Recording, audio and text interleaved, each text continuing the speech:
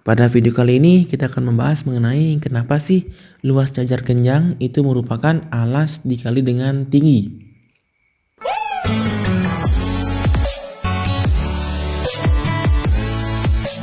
Untuk membuktikan luas dari jajar genjang, kita ingat kembali dulu nih.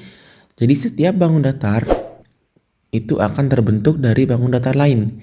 Jadi bangun datar itu terbentuk dari gabungan dari bangun datar lain. Bangun datar.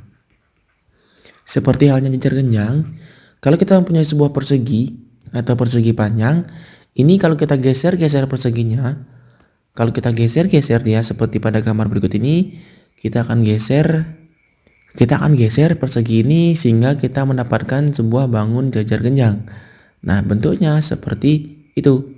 Nah, di sini kita akan buat dulu bayangan dari persegi panjang yang kita punya tadi. Misalkan bayangannya adalah garis putus-putus tersebut. Sehingga ini kita sebut sebagai panjang, ini kita sebut sebagai lebar. Di sini kita ambil panjangnya itu sama dengan alas dan lebarnya sama dengan tinggi. Dalam jajar genjang, kita ingat dulu nih, alas dan tingginya sama seperti di segitiga, itu dia pasti selalu tegak lurus. Nah, ingat nih, ini penting, jadi alas dan tingginya selalu tegak lurus. Di sini kita ambil tingginya itu adalah T atau garis yang putus-putus ini akan sama dengan lebar dari persegi panjang yang kita punya sebelumnya. Kemudian panjang dari AB itu sama dengan panjang persegi panjang yang kita punya sebelumnya. Jadi ini bisa disebut sebagai alas atau panjangnya. Nah, nanti apabila kita mempunyai sebuah jajar genjang bernama ABCD, luasnya itu akan sama dengan luas persegi BDCF misalnya, yaitu panjang dikali dengan lebar.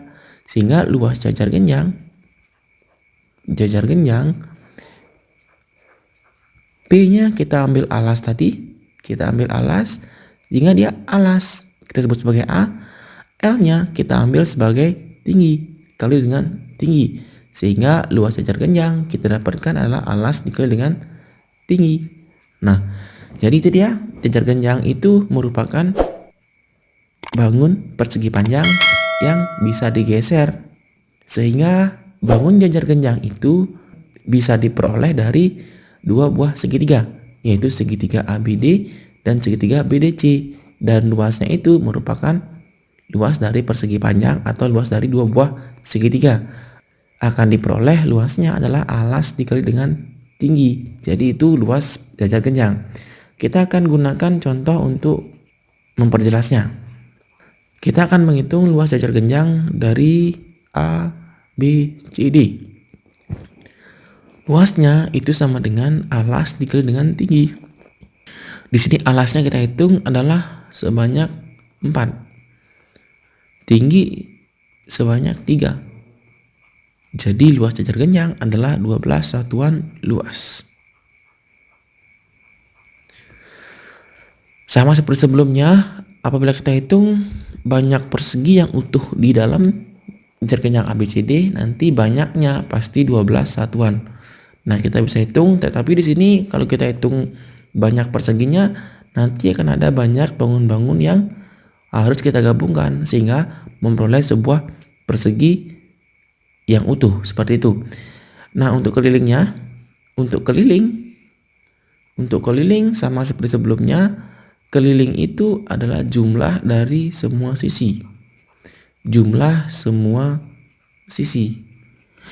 Apabila kita mencari keliling jajar genjang ABCD, maka kelilingnya itu kita dapatkan AB ditambah BC ditambah CD ditambah AD. Nah, ini kelilingnya. Nanti kelilingnya bisa dihitung sendiri ya, karena di sini BC-nya kita hanya nanti bisa kita dapatkan dengan rumus Pythagoras. Tetapi kita akan tidak buktikan itu karena kita hanya mencari bagaimana rumusnya.